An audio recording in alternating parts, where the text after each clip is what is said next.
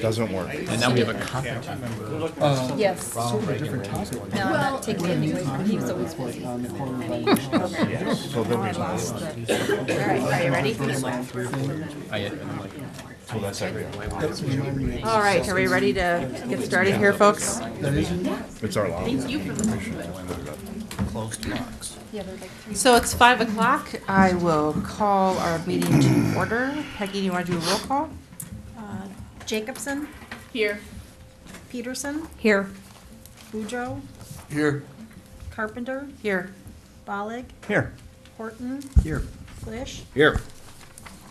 I'd just like to remind the public, too, that the Oregon Village Board meetings are televised live by OCA Media on Spectrum Cable Channel 983. And archived meetings are available for viewing on OCA Media's YouTube channel, which is www.youtube.com/user/OCA Media. So you can view exciting back episodes of Village Board meetings. All right, so we have public appearances. First one, 3A. We have a discussion and possible action regarding a scope of engagement with Quarles and Brady for proposed issuance of Village of Oregon, $2,700,000 general obligation corporation purpose bonds, Series 2019B, and $875,000 general obligation promissory notes, Series 2019A. So you want to come up and? I can handle it. Oh, go for it, yeah. So I put it as part of the bond because this is Quarles and Brady's scope of engagement. This is the law firm we've used for many years that helps us to get through the process. And the fees that are on page 4 of the scope of engagement are part of the issuance that we're doing tonight. Okay. Any questions? I just want to make a comment. It was probably a year ago, maybe a couple years ago, when Ehlers came, and the recommendation was borrow as much as you can for as long as you can, because we're at that time in history. And I just wanted to comment that these bond sales right now are kind of the living embodiment of that comment. And we should lean into the infrastructure improvements that we have to make in the village and accelerate as much as possible, because these rates aren't going to be here forever. Yeah, I agree. Yep. Thanks, Jeff. All right, otherwise, we don't need a roll call for this one. No, To we'll just- pass this one, all right. Does anyone want to make a motion then to approve the scope of engagement? I'll make that motion. I'll second it. Any further discussion? All in favor say aye. Aye. Motion carries. Thank you for that. All right, and then, item B, this is a discussion with Greg Johnson from Ehlers and possible action regarding resolution number 19-20, authorizing the issuance and sale of $875,000 in general obligation promissory notes, Series 2019A. So Jen, just a point of clarification, I put these in front of your chairs this afternoon. So these have different amounts, and Greg will explain that. So, Okay. so that's why these resolutions are a little different. It's actually good. They actually went down. So, All right, so do you want to walk us through this one, Greg? Yes. Welcome, thanks for being here. My pleasure. Good afternoon. You should have a copy of both sale day reports. I'll speak first to the general obligation promissory notes of $860,000. After the cover page is kind of an executive summary of the sale. Just a quick recap of the purpose of these notes. It's financing some water projects, sewer projects, and some other capital improvements in your capital improvement plan, in addition to some projects located within TID District Number 5. We conducted a competitive sale this morning. We received 6 bids on the promissory notes. The low bidder was Hutchison, Shockey, and Early out of Chicago. Came in with a true interest cost of 1.97%. Subsequent to the bid opening and based on the cost of issuance, and there was a premium bid that was submitted by Hut Shockey, we were able to downsize the note issue to $860,000. You're still financing the same amount of projects. You're just issuing less notes in order to accomplish and pay for those projects, so that's a good thing. The total principal and interest over the life of the notes came in $29,424 less than the pre-sale estimate that was presented to you last month. So I'll walk through the rest of the sale report. Following the executive summary is the bid tabulation. Shows all of the results of the bids that were submitted this morning for the notes. On page 3, and there's page numbers in the lower right-hand corner, is just a summary of the capital financing plan. You'll see all the project costs that were identified are unchanged from the pre-sale estimate. What is different is we factored in the final issuance expenses that were part of the notes. So you'll see that the final amount that's in your resolution this evening is the $860,000. That's $15,000 less than the $875,000 that you had authorized last month. The debt service for the notes is allocated based on the projects and the repayment source that's expected from the various budgets within the village, and that is broken down on page 4. You'll see an allocation of the debt service by the project costs that will be supported by the village's levy for debt service, the portion attributable to the water and the sewer utility, and then the portion attributable to TIF District Number 5. So this is really for budgeting purposes going forward, that the debt is allocated to the respective revenue source. And you'll see on the far right-hand side under the total, again, is where that total principal and interest came in about $29,400 less.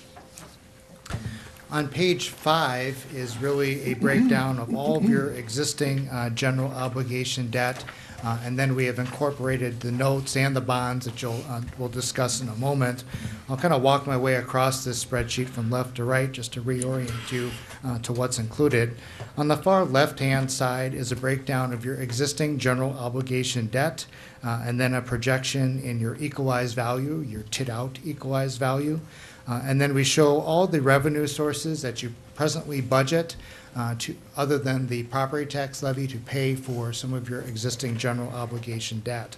And then we arrive at your net levy for debt service, which for your 2019 budget was $1,372,320.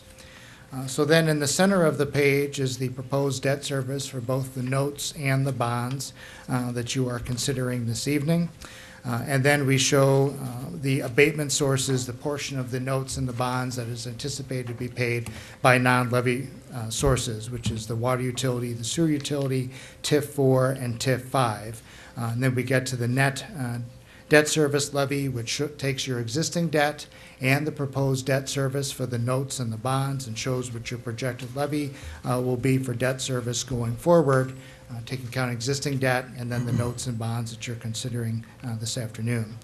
And then we show what the tax rate would be on an equalized basis going forward, taking account existing debt and the proposed notes and bonds. And then we show what the impact would be on a home valued at $290,000 just for the levy portion of your debt service. That's just the debt service portion of the overall tax bill. So this kind of gives an overall snapshot of existing and the proposed debt and the impact on the levy going forward. As the village has done in the past, you received a rating from Moody's Investors Services. They affirmed your existing rating at AA2. We've been included a copy of the rating report in the sale day report. I encourage you to review that at your leisure. Kind of provides a nice independent assessment of the village's overall financial and economic credit profile. So good news that your existing rating was maintained. So that's an overview of the notes. I'm happy to answer any question on the note portion. Any questions? Yeah, Jerry. I have a question for staff, actually. Are the projects that we've listed here, are those ones that we identified during the budget process Yes. last year? So those are Yes. per Yep. our schedule? Mhm. So Yep. nothing's been added or deleted from that? Not that we've talked to the board about all these years. Okay. Yep.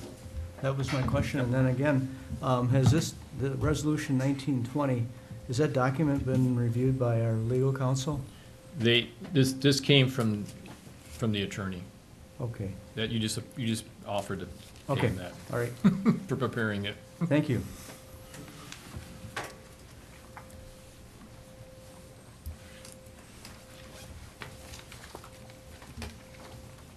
Any other questions? All right, well then I would entertain a motion that we approve Resolution 1920 authorizing the issuance and sale of $860,000 Yep. in general obligation promissory notes. And this one we have to do by roll call. So does someone want to make that motion? I'll move approval. I'll second.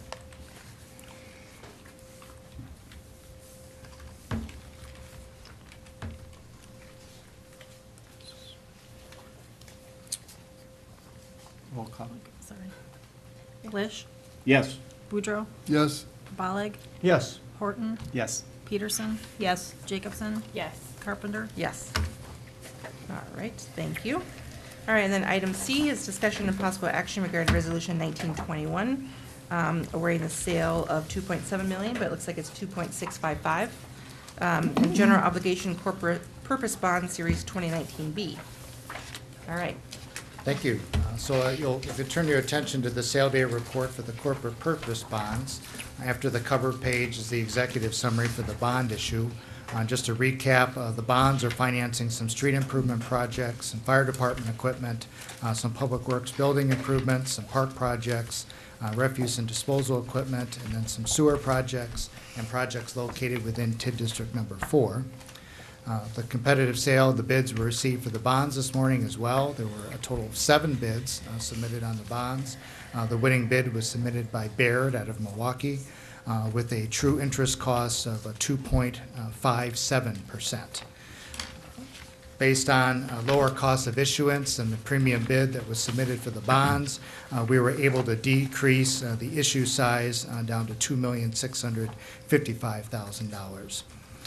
The net principal and interest for the bonds came in $128,201 less than the estimate that we presented in the pre-sale report last month. So overall, the debt service costs are well under what we had projected.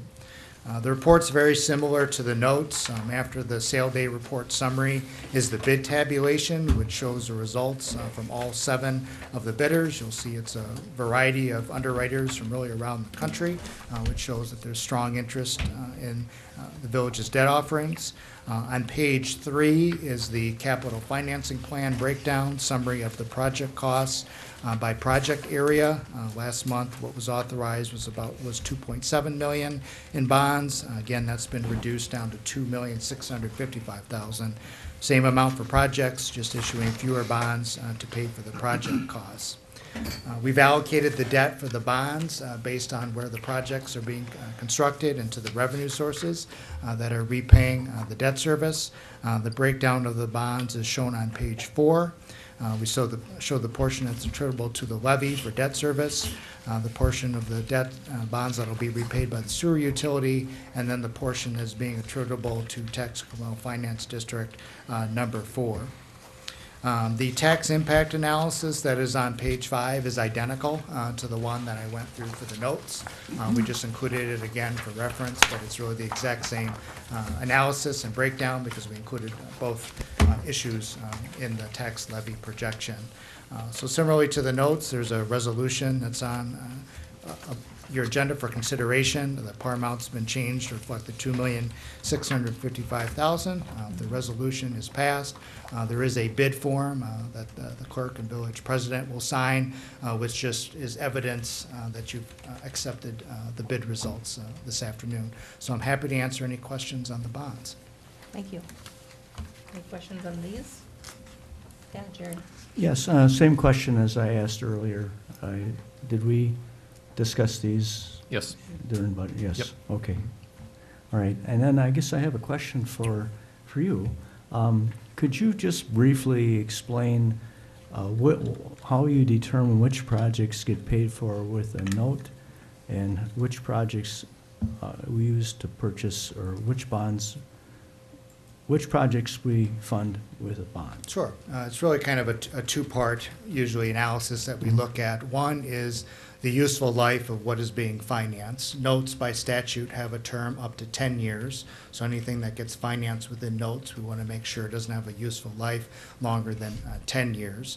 General obligation bonds can have a maximum term by statute up to 20 years, but really the primary consideration of what goes into notes and bonds is statutory. When you're issuing general obligation notes, you can generally finance any public improvement with notes that's allowed under statute. If you are financing projects with bonds, it's a little more restrictive under state law. There's a list of certain types of projects that can be financed in the state statutes under the bonds. As long as you're financing those types of projects, you can finance the bonds without having to subject that bond issue to a referendum.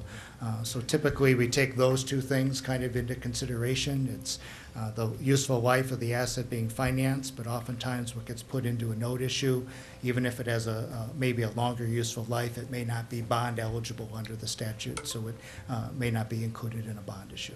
Okay, Greg, so the main criteria then is useful life. Yes, Okay. yes, that and the legal statutory authority to issue notes and bonds. It's a combination of both. Thanks, Greg. Yeah, right. Question for staff, is there any plan for, I guess, reducing the amount of borrowing that we do for regular maintenance items? You know, things I see on our capital plan include things like chip sealing and crack filling, and also very small ticket items that, you know, for such a large budget, I think, you know, my philosophy is to try and shift that over to just operating expenses rather than borrowing.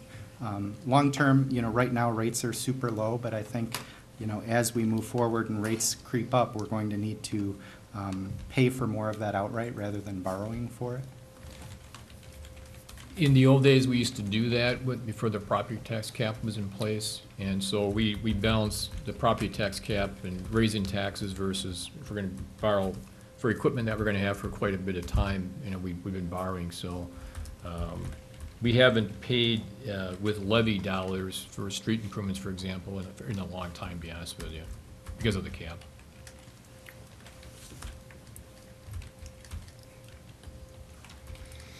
Anything further? All right, then I would entertain a motion to adopt Resolution 1921, awarding the sale of $2,655,000 in general obligation corporate purpose bonds, Series 2019B. I'll move that. I'll second it. All right, roll call, Peggy.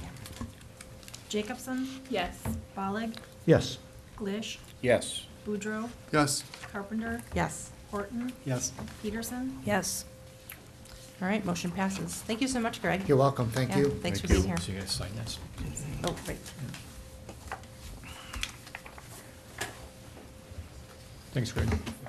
Hey, what does TIC stand for? Thank you. Here, Lisa. You're close.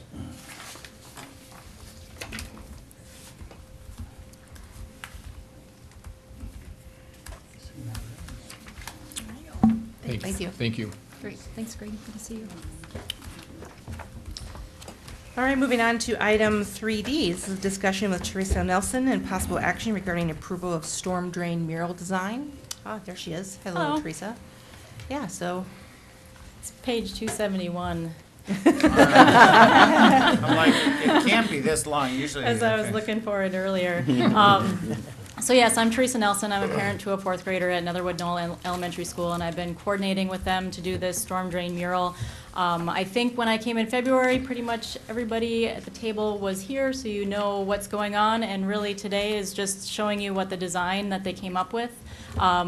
The fourth grade green team at Netherwood split into teams, and they came up with designs, and then they voted on their favorite. So the picture on the screen now is the design by two students, and that was sent to the Dane mural artists, and they did a little bit of editing just so that it would be easy to paint. Some of the text was a little bit too small to fit it all on there. So that's approximately what the mural will look like. Again, it's going to be at the intersection of Spring Street and Brook Street, right down the road here. And I think the size is going to be about 8 foot by 8 foot. It's about 4 sidewalk squares. And the red outline there kind of shows the area to be painted. Any questions? question? What age kids? Fourth grade. Fourth grade, yeah, And so they'll get a chance to help paint it, and they'll be Oh, doing good. that within the next month before school gets done. good. Well, thank you for bringing this Yeah. to us, and, yeah, this is great. I think it's gonna be a nice addition to downtown. What's the life of that once it's applied? I think they say a couple years. A couple years? Mhm. Okay. Hopefully it'll last a little longer. Kind of Mhm. depends on how much traffic, foot traffic, et cetera, it gets. Tracy, do you foresee like the students coming back and touch-up painting maybe in the spring or early summer every I don't know year? if they'll have the Or- paint to do that. The mural artists will probably keep that. Oh, okay. But I think, I mean, obviously, if that's Yeah. something we want to do, we just have to find the right paint. Would it be a good idea to get extra paints? Because we probably will want to touch it up. I can ask about that. Okay, Yeah. all right, Sure. thank you. Because it'll likely, I mean, it's on the sidewalk, so it'll have some scrapes from some plows and depending on Sure. salt and all that kind of stuff, so. Yeah. Good, then, do we want to make a motion to approve the storm drain mural design? I'll make that motion. I'll second. Oh, go ahead. Go ahead, Amanda. All right. I'll second it. Wait, it worked. Any further discussion? All those in favor say aye. Aye. Motion carries. Thank you very much. Thank you. Thank you. Yeah, look forward to Thanks. seeing that. You don't need anything else from No. us at all? Okay, No. good. Thank you.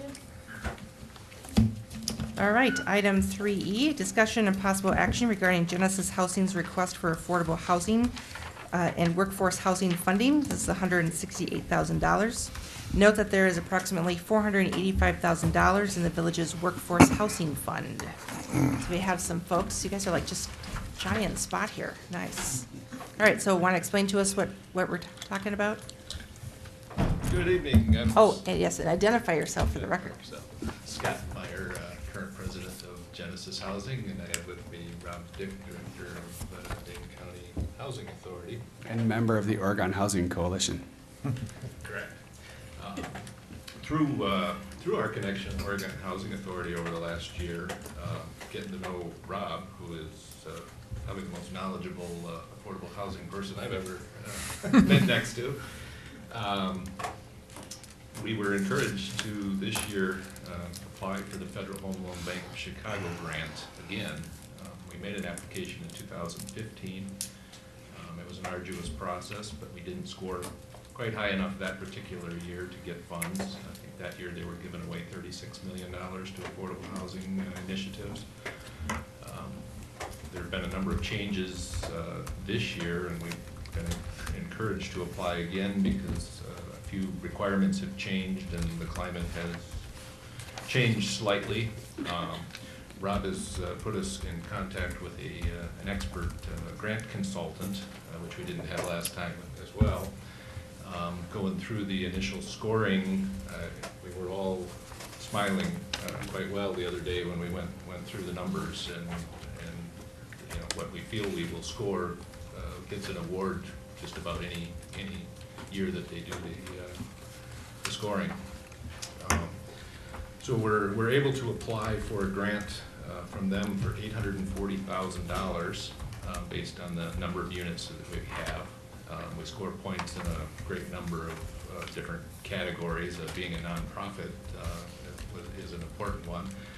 I put in your packet a couple of information pieces. Genesis Housing was founded right here in downtown Oregon in the early 70s, incorporated in 1971 as a nonprofit. It's owned by the community members who choose to join Genesis Housing. It's operated by an all-volunteer board of directors, always has been that way.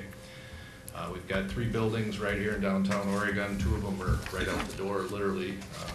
Jeff and Mike get to see them out their office windows every day on Waterman and Park Street. Those buildings were constructed in 1972 and 1973.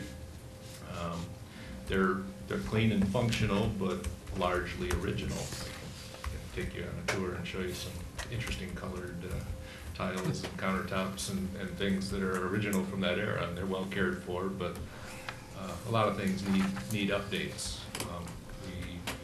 We rent our units through the U.S. Department of Agriculture's Rural Development Program. They provide rental assistance to 38 of our units out of 56. We recently were just awarded 2 additional units. For years we've had 36 units, and two lucky tenants got a letter in April saying that we were added 2 more units from the government.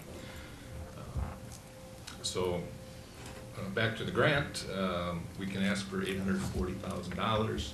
One of the requirements of the grant is that their money can only be 75% of the total. So that's actually a pretty generous amount for a grant. So we have to come up with the other 25%. We're looking to do a loan with Oregon Community Bank for a portion of it. That also helps us score points in this whole process because they are a member of the Federal Home Loan Bank of Chicago. And we are looking to the Village of Oregon to consider using some of your affordable housing fund to fund that remaining gap to make this all possible. Mike, do you want to explain where the Affordable Housing Fund came from? Sure. It was a good recommendation that came from Matt and from a few people at Vanderwall. Then when the state passed some legislation, I don't know, maybe like 5 or 7 years ago, somewhere in there, that when you were closing a TIF district, if you had, use the word surplus, you could keep it open 1 more year and put that money into an affordable housing fund, which is what we did. And there's really no guidelines from the state. You just have to spend the money on affordable housing. So it's very wide in which you can use it for. Okay. Questions? Yeah, Corey. I guess, have we received any other requests for this funding, and first does one, it Corey. expire, or do we need to spend it in a certain amount of Nope. time? Nope, first one, and there's no expiration. Yep. Well, we had to close the TIF that expired, but this money's in a separate fund.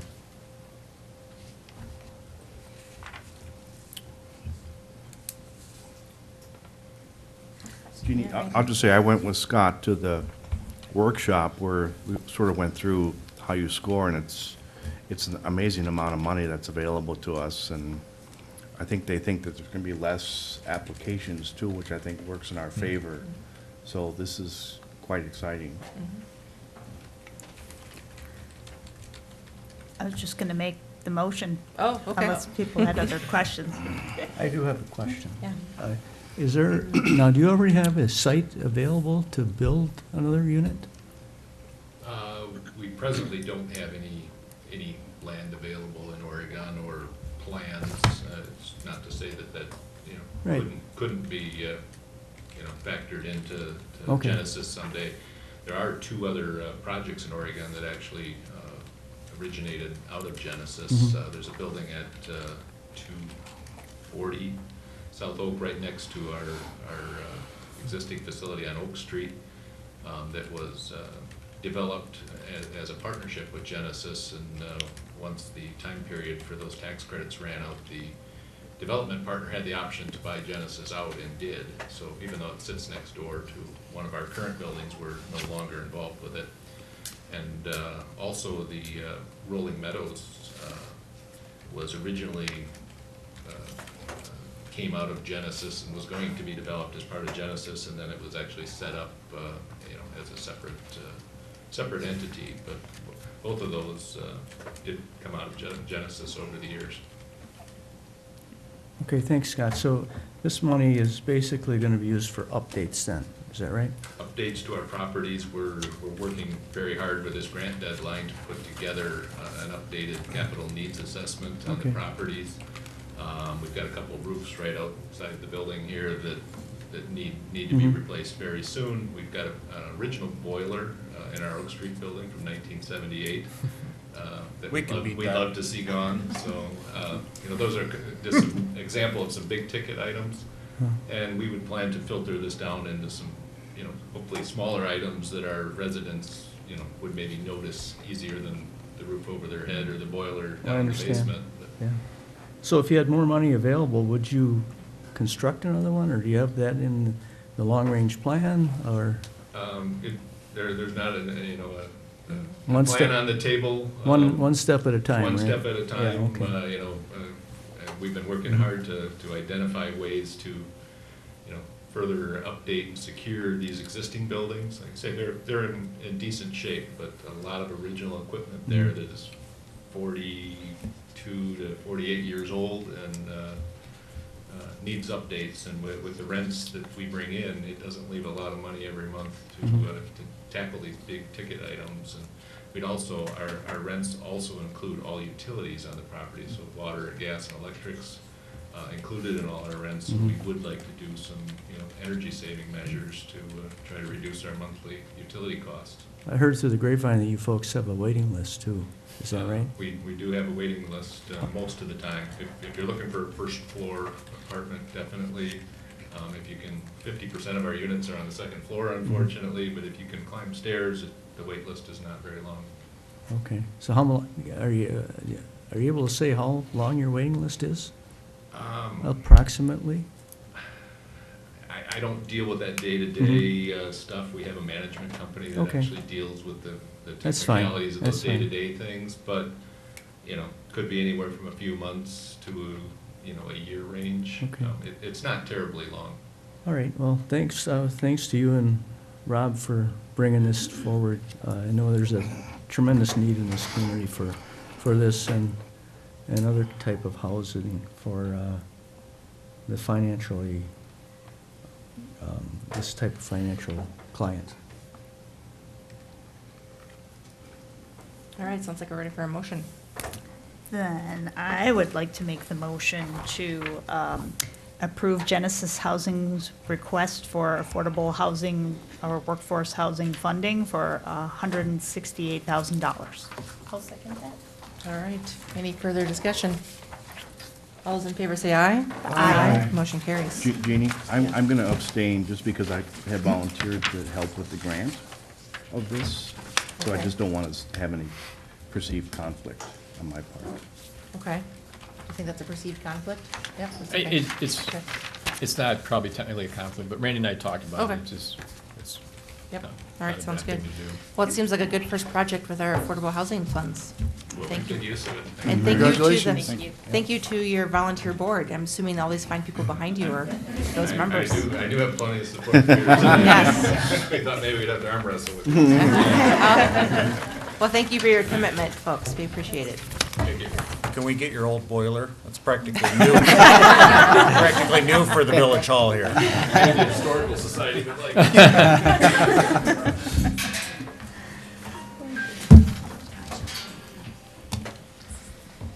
All right, going on to our next agenda item. We are on 3F. This is continuing a discussion. We had an appearance with these folks on November 19th of 2018. So this is a continuing discussion with Mark and Jenny Cifuentes and a possible action regarding request for financial assistance in the amount of $16,000 for possible expansion of Journey Above Childcare at 244 Jefferson Street and a new facility along Highway CC. And just note for the board that neither of these properties is in a tax increment district. The village does not currently have an economic development fund program outside of its TIF districts. So, hi, welcome. Hi. Do you want to just So, state your name and? my name is Jenny Cifuentes. My name is Mark Cifuentes. We are developing a larger center that will be constructed on Highway CC between Mulligan's and Omni. Can you pull that up? And what we have planned was a center that would care for the needs of infant up to 5 in that facility. And then our current facility, which is on Jefferson Street, we would use for school agers. What we are doing, what the plan has been, is that there has been a great need for infant care. And so the part of our expansion is including to help meet some of those needs in our community. But we have since ODI closed or no longer takes school agers, and ASC has a very long waiting list for school age care. We see a great need for school age care. Our current construction project is at $2.2 million, which we are taking on ourselves. The possible expansion of having school agers would be, we are constructing a small gym in the new center. And to help meet some of those needs, we thought we might be able to use that space for school agers. But Where we are now with our development of this project is we don't want to go any higher. But we see that there's a great need, and we feel like we could probably meet the needs of about 50 school-age students after-school care, before and after-school care for them. In our current situation, we only have 11 school-agers in our small center. When we move to the new center, then that center will be able to provide care for 25 to 30. If we could use the gym in the new center, then we could go up to about 50. It doesn't alleviate the problem, but it may help. If I had the means, I would construct a facility just for school agers if I could, but our project is big enough for us. So what my proposal was we didn't have in our original business plan the ability to have school agers in the new center. We have the space, but it's not in our financial plan to do that. And all we would need in that space is the equipment to take care of them, which I created a list that I have of some of the needs, the very basic needs. It wouldn't include every single item, but cabinets that lock and close that are on casters. Some large game items for school-age children to help keep them busy. Some tablets to help them with after-school homework and things that they might need for that. And then just some basic items, outdoor items and indoor items that they may need. We will have the ability to provide the tables and chairs and things that they would need in there because we will have that for the gym. We just don't have in our plan the ability to put all the equipment in there that we'll need. So that's basically what that request was for. Okay. Thoughts from the board, questions? Or staff? I guess my thought is this is an admirable project and request. Right now, as a village, we don't have an avenue or a way to do something like this. So that, I guess that's my question. Let's look at the attorney. I'll speak to that. Yes. Yeah, this is a challenge for us because we don't have a program available that we can use to evaluate and make a decision about this request. If this was in an established TIF district, we have a mechanism for doing that, where we evaluate your project from a financial, well, we do two things. One, we look to see if it's an eligible project under our approved TIF plan. Two, we look at the TIF as a source of revenue to fund the project. And three, we evaluate your project financially to determine whether or not it meets the so-called but-for test. In other words, this is something that wouldn't happen if the market was left alone to deal with it. So we don't have those tools available to evaluate this. And so the board would have to contend with trying to devise in an ad hoc way some way of determining whether providing tax dollars to support this would be both lawful under the public purpose doctrine, because we can't spend money, public money, for a private purpose. So we'd have that legal issue to overcome. And then we'd have a policy issue to overcome, which is, I think, akin to the but-for test. Is this an area where the village should, even if you decide that you're serving a public purpose in some way, is this an area where the board should intervene? So if you wanted to go down this route, you'd have to contend with those issues, and it's hard because we don't have an established framework. I'll give you a couple other examples where we have put together, at least one other. We did put together like the program for the downtown facade grant program, where you designed a mechanism to solve a problem and to create a funding opportunity within a program that you've endorsed, but we don't have something like that here. But that's through a TIF. Sorry? That's through a TIF. And that's in a TIF district, Right. right? So it provides, so those are the challenges that I see. So I guess what I would suggest is if this is something you want to do, recognize that I don't think you're in a position to say yes or no tonight, you'd be in a position to say, we want to work on this and see if there's a way to get to yes. How would we deal with the public purpose doctrine issue, and how would we evaluate it from a policy standpoint? And then we could try and come back to you with suggestions for that.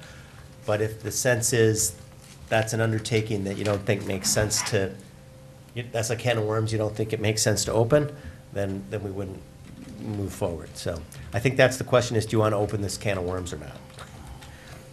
Yeah, Jeff? So, having done a fair amount of nonprofit fundraising in the Village of Oregon, I think this is a perfect project for a nonprofit fundraising. I think the target's easily attainable, and the money's here in the village. And if I were consulting with you, that's the direction that I would go. Okay. So can I ask, have you checked to see if there are any state or federal grants available? I would think that there potentially would be for this. You know, honestly, I don't know where to look for a state grant for this, because I function under the state regulatory system, and they don't have grant systems through them, so it would have to be a private entity, I think. Yeah, there are some, this is a very important topic to a lot of people. There could be some foundations in Dane County, Madison Community Foundation, easily, United Way, who potentially would be very interested in this. Okay. I mean, Madison Community Foundation, the United Way, the EBU Foundation out of Madison. I think that they would be Would they interested. extend out to Oregon? Oh, Because sure. I tried doing a reading project out of Madison, and they didn't want to come to Oregon. Yeah, like so- the Madison Community Fund is Dane County. Okay. So, I mean, even Dane County may have something, and this is an important issue. So I would think that there potentially could be some funds, and it's, you're not asking for a lot of money. No. Even tapping the PTA at the high school, the Oregon School District, To help. Yeah. this is an Okay. easy reach for you. I have another request, as long as have this opportunity. So my current, our new building isn't going to be ready till fall or a little later. But there's a huge demand for summer care for school agers right now. We've had parents literally crying on the phone, looking for something. And I just don't have the space. I'm full. But we're trying to figure out a means to do this. And so I had talked to Ms. Carpenter about the idea of possibly renting Recreational Concepts' old building, just to have some school agers, maybe 15 school agers in there, to help out above and beyond what I can do at my center. We did contact him. His sign on the door said it was for summer, but he said, no, he wants a 2-year contract, so we can't do that. Is there any space that anybody knows about in our village that we could rent for the summer to use? I would have to be state licensed, so it would have to meet some criteria for childcare, but it would just be an open space that I could use for school agers. What about the 56ers? Yeah, that's what I was thinking. 56ers building up there, that they only use the soccer side. Seems like that's always in mix. It's the old fitness center. Oh, yes. Sort of behind McDonald's. Do they have space in there? Oh, they have a lot. That's where they used to have a gymnastics Yeah. Yes. center. and My they have- daughter they used have to go to that. 2 racquetball courts Yep. that are in there, and That's a good idea, bathrooms, Jeff. and Okay. Yep. I'll pursue that. We're trying to find something. We just need space. and that would meet that. I don't know if that would fall within the conditional use for that or not, because it had already been used as such, and it is similar. We'd use. have to look And that up. parking, you're not talking about a major parking component here. If you're only talking about 15 to 30 kids or something like that, Correct. it's not, that's 15 to 30 cars. Correct. But if you are going to pursue that, you should check with the zoning administrator, Jeff, on the conditional use permit, just to verify that Yeah. you We would. could do that. Yeah, that you could do that with the current zoning, because if you can't, then you've got to go through a process that'll take you a month. And now you're, Midsummer. We're getting down to the wire Yeah. here. Yeah. right, it'll take you at least a month. Yeah. Because that's what it takes, if it's not currently allowed. You could also check with Oregon Community Bank. That west side building many times has vacant space in it. The building off Alpine. Yeah. On the second floor. Well, I wouldn't know what would be available, but Yeah. I know many times there's space available in that building. Correct. I'm pretty sure they're using their basement and the first floor, all for the bank. So it would be second floor, and I could talk to, is it Scott, who's the new? bank- Steve Piotr? Or Steve. Piotr, It's yep. Steve, yeah, I don't know him personally, but I could do that too and see if that's available. That would be nice down there, actually. Yeah, I agree with checking for some of the nonprofits and, or maybe just seeing if we could, if there is the ability to fundraise in the community. I think this is so needed as a parent who doesn't have summer care yet lined up for my kids. Totally feel the pain of the parents that are talking to you, and after school care is just so needed. So I really would like to see this project go forward in some ways. So Beautiful. So would I. It'd be nice to, it's really sad when the parents call and they're literally in tears. I don't know what to do. Yeah. Because there's not much, there's just no option for them. Yeah. Well, congratulations on your new construction project, Yeah. too. Thank you. That's exciting and much needed in Oregon. It is needed. Well, Beautiful. so I think, it sounds like the board is in agreement that we probably aren't in a position to do a grant, but please keep conversation open with board members and staff, and we'll see if we can keep providing avenues to Brainstorming. moving forward, yeah. Okay. Thank you very So much. Jeannie, Appreciate it. just, I mentioned Madison Community Foundation. There's a cycle coming up, so you want to go to their website. Okay.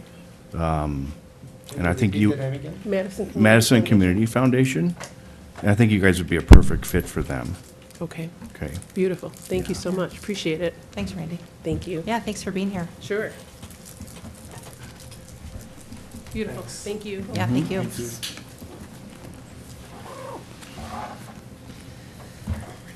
Item 3G, we have a discussion with the Oregon Community Access members, OCA Media, regarding the following items and possible board action. So if you guys want to come forward, I'll read these 5 items. So first, expanding viewership of village board meetings. Second, discuss the new name, Community Access Committee, and the future need for a village cable TV committee. 3, TDS update and board action. 4, review of closed captioning report. And 5, other OCA media activities. So gentlemen, where would you like to start? I'm Tom Kirchstoffer. I'm the president of the Oregon Community Foundation, doing business as the OCA Media, and also in that role, chair of the Oregon Community or Cable TV Subcommittee. Okay. And then Paul. Paul Zwicker, I'm the executive director of OCA Media. Our purpose tonight is to actually give you some updates on a number of things that have been going on. First off, before I start, I need to take a moment. I haven't seen Jeff Boudreau since he changed roles. He was a member of our board for the foundation for, I believe, 4 years. 4 years, yeah. 4 years. Thank And you. wanted to thank him personally for the time and effort he's put into that. We're frantically trying to get Amanda up to speed. We've had a couple meetings. We're really excited about those things. Thank you. Thank you. Appreciate it. Your work. Part of the things that have been going on with the cable, or the community access station in the last months, about a year ago, we went through a strategic planning session, and in that planning session, we reestablished our mission and our vision, what our organization was really about. And when we went back and we started looking at our documents, we found a strong disconnect between the documents and the information that we thought we were as an organization in our business operating documents, like our bylaws and so forth. The charter under the Oregon Foundation is much broader and is much more extensive than we want to take on as far as what we're doing as far as a cable access station. Also, part of that is in our mission statement, we added a viewership component to it, that we think that we shouldn't just be simply broadcasting information. We should be interested in trying to find ways to get as many people to view it and see it as possible. So that's become also a part of our mission. And to that extent, we're starting to try to find ways to push that information out more. When you were starting your meeting tonight, you mentioned that you can see the village board meetings, you can see them archived on YouTube. You also can see them live on YouTube. So you don't have to have a cable subscription anymore to be able to to observe the meetings here tonight, and it's all of our live broadcasting. We're doing a lot more live broadcasting. There's a lot more information. Paul will go through some of that a little bit later on. As part of that, one of the interesting discussions I had with Mike was exactly what the purpose of the TV subcommittee was. We were trying to explain it to the village attorney, and when you're explaining things to a village attorney and he's going, why are you doing that? And what is that for? You sort of start to question that organization. What you're going to see in coming months, and we're not prepared to really present anything tonight, but what we're looking to pursue is redoing the bylaws and of the actual organization, changing the name, making it more associated with what we do and what we're trying to be. We're trying to actually move away from being identified simply as a cable service, and we're trying, so that you would see now, it's still OCA Media, but now it's Oregon Community Access as opposed to cable. I keep having to poke Paul every time I walk to the station because he always answers the phone cable. So, but yeah, that's sort of a beginning of what we see as a variety of things that are be coming down the road. We'd also think that probably rather than having a TV subcommittee as we do now and having that kind of dual thing going on, that we develop some sort of agreement as to an understanding, a statement of understanding of what the station is providing you and what our remuneration for that is. So just formalizing some of those things and kind of cleaning up some things to do what we're really trying to do and what we want to do. So that's sort of the first two items that were on the agenda. In your packet, I believe it's about page 300. That's where we're at, yeah. What's that? This is 300, yes. Yeah. There's a proposal last year in the budget process. We mentioned that in addition to our budget, we anticipated that we'd be connecting to TDS last January. TDS had a few little issues along the way and are now prepared to actually connect our stations and bring them into their broadcasting. To do that, last fall we thought that'd be about $10,000. Since then, Paul has found out we can buy the same equipment by not buying it from TDS, by buying it directly from a provider. It's about half the cost.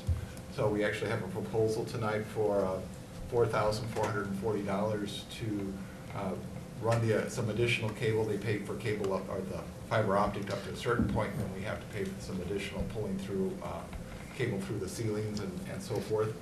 And then the actual encoders, which actually transmit our signals, and then the actual monitor to monitor those stations. I'm trying to think if there. Oh, and so when we're broadcasting on TDS, one of our problems with Charter is that they have us at 983 and 984, which isn't really in that viewing zone where everybody kind of scrolls through on their channels. We'd actually be between channel 15 and channel 47 on the TDS scroll. So in the high, and we're only going to be broadcasting a high definition signal. So we're in that's where we're in the 1019 and 1020.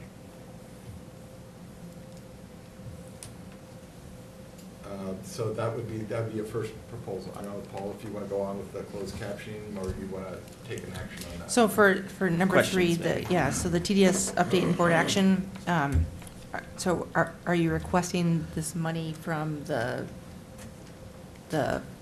fund that? Correct. Yeah, Cable okay. TV. That's The correct. cable yeah, gotcha. Any questions on this? Yeah, Jerry? What's the balance in that fund right now, Mike? Do you know? About $106,000. 106.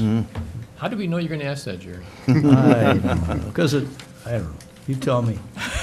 I told Lisa Jerry Boggs was going to ask me that. We looked it up today. Well, wait till we get to the vouchers, okay? Okay. I shouldn't be poking you, son. Yeah, no, go poke away. That's fine. That's all, that's my only question.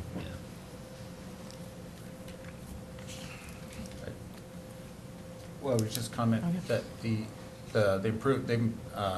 Cable Fund has also funded a lot of the audio improvements that we've done in the last year, and we hope to be also improving the video equipment in the next year to 2 years. Yep.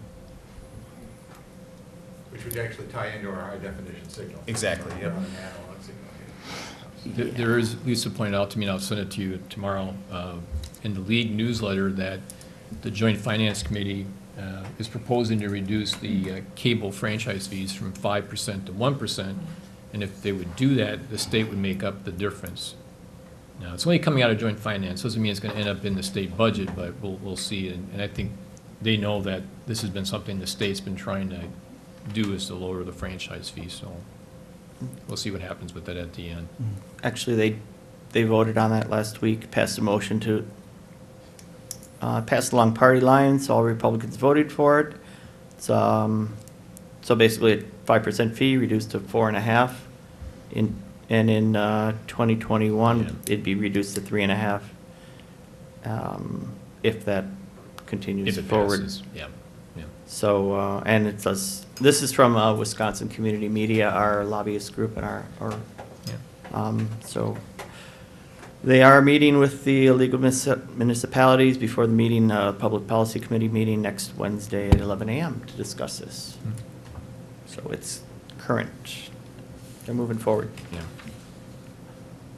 Back to, I guess, the request for the funds for TDS hookup and broadcasts, going right along the lines of increasing our viewership. Yes. Yep. I'll Go make ahead. the motion to. I'll second. Okay, give OCA Media $4,440, is that right? For improvements related to hooking up to TDS. And what is the fund called? It would come from that fund? The Oh. cable TV fund, that's where the franchise fees. So we need to rename the I fund actually made a note of that, yep. to the Community Access I'm Fund. gonna do that, yep. Then we're gonna need the reminders. Yeah. All right, any further discussion? Yeah. Can go I ahead. just say thanks to Paul for shopping around and getting a really Yeah, good good deal? job. I mean, Half price? you know, TDS wanted 7,000 for that, and it's down to 2,944. That's impressive savings. It's, internet is a wonderful thing. Yes. Anyway, that was all. All right. All those in favor say aye. Aye. Motion carries. All right. So then, you want to go on to number 4, the closed captioning report? Okay, so you all have documents on the closed captioning report that was produced by Bradley Law Firm and handed out quite a while ago. Basically, to summate that and how it applies to us, and directly, they have the closed captioning statement that states basically that at this point, we don't have the money to meet ADA requirements with the current funding we have.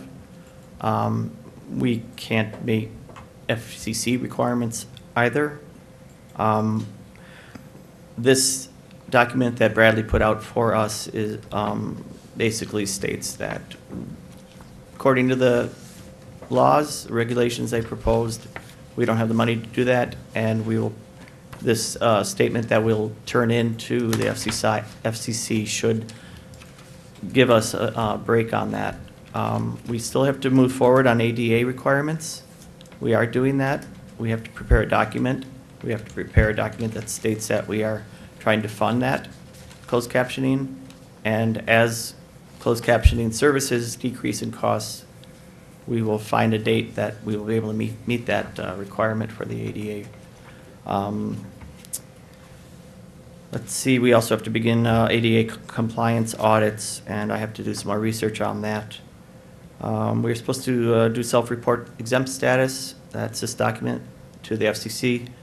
And I believe that long original document that was put out, not this short exemption statement, that it also asks for the village to prepare reports to the FCC and prepare to accommodate requests from disabled viewers to the maximum extent possible. I don't know exactly what that means, but I believe that's a takeaway from what I picked up in it. I did recently attend a Wisconsin Community Media Annual Conference, and this was one of the, definitely a very hot subject, and I sat in a couple of different meetings about closed captioning. there are some different ways we can get around, move towards that requirement, not get around it, but do it more cheaply, and we're researching that. That's ADA. I'm sorry, that's closed captioning. Was that the last thing? No, the other was the other media. Oh, and so for our other media, out of that Wisconsin Community Media Annual Report, Annual Conference, we always enter a few videos in their awards, and out of the 3 I put in, 4, we won every one of them. But the top one was the Police Department Lip Sync Challenge. It not only won the top award for that category, it was the best in show, which was kind of fun, because that was a fun thing to do for them and for our community. We'd like to do more of those.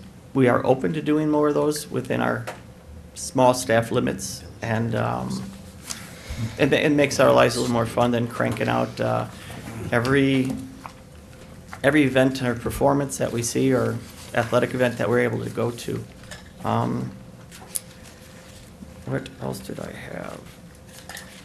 have? Just shortly, the franchise fees that we have, that we use, are being used efficiently. We're increasing our live streaming. We've done many more live stream events at a lot of larger cable access stations or community access stations.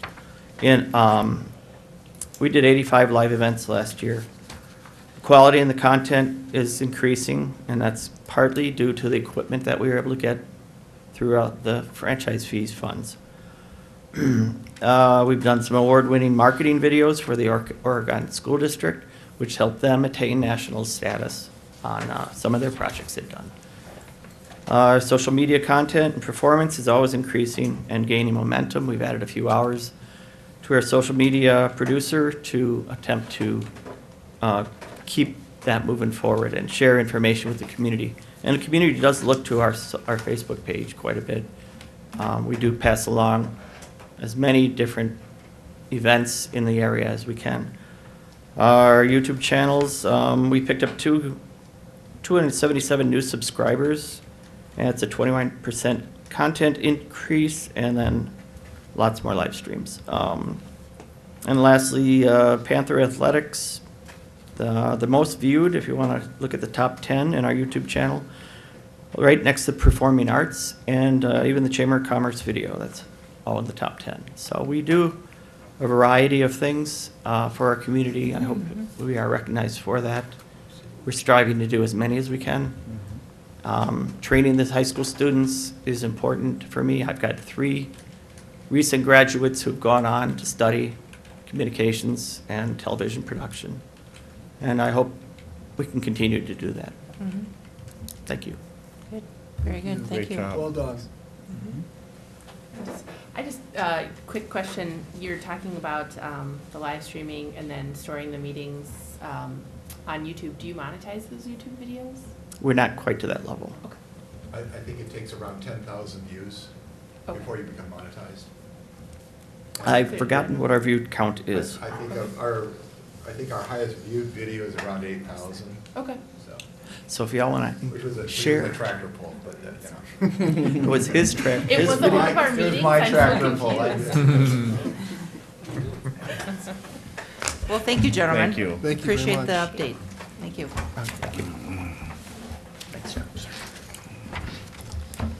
All right, so item 4, the village attorney, village administrator report.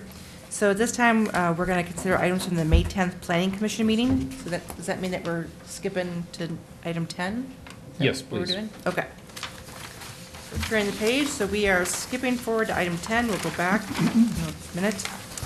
So item A is, and we're doing this because, Matt, you have another meeting to go to, right? Ooh, actually, I don't. Oh. Sorry, I forgot to tell you. That's all. Oh. So Huh. as you proceed Wow, as what you else would is on the like. agenda back here that we can make Matt wait for? It's totally on. I was also being polite to the petitioner developers Oh, in the right, audience. yes. Where are we going? Page 400. Page 400. Okay, yes, we're going to item 10A. Okay. So we will do the May 2nd, 2019 Planning Commission meeting items at this time. So first item is discussion of possible action regarding the application for the general development plan and the specific implementation plan submitted by Highlands of Netherwood LLC for the development of condominium units on Lot 41, which are currently zoned SR6, in the Highlands of Netherwood subdivision, which is located between West Netherwood Road and County Highway CC, west of Oregon Parks Neighborhood subdivision. So the Planning Commission's motion, Bano moved, seconded by Marr, to approve the GDP submitted by Highlands of Netherwood LLC for the development of condominium units on Lot 47 in the Highlands of Netherwood subdivision. It is contingent upon the planner's comments in a letter dated April 23rd, 2019. Also contingent upon Rupert Milkie comments in the letter dated March 4th, 2019. That motion carried 7-0. Bano moved, seconded by Marr, to approve the SIP submitted by Highlands of Netherwood for the same development of condominium units on Lot 41. Same contingencies, and that motion carried 7-0. So we have some motions to consider here. The first motion that I will propose is that by a 2/3 vote of the board, we suspend the rules and waive the first and second readings at tonight's meeting. So I'll go ahead and make that motion. I'll second it. Any discussion on that one? All right, all those in favor say aye. Aye. Aye. Okay, so then we can move forward. So we've chosen to suspend the rules. We will now consider adopting ordinance 1906, which is changing the zoning classification of property located at the northwest intersection of Peterson Trail and County Highway CC from single-family residential SR6 to planned development district. I will make that motion to get this on the table. Someone wants to second it? I'll second that for discussion. All right, thank you.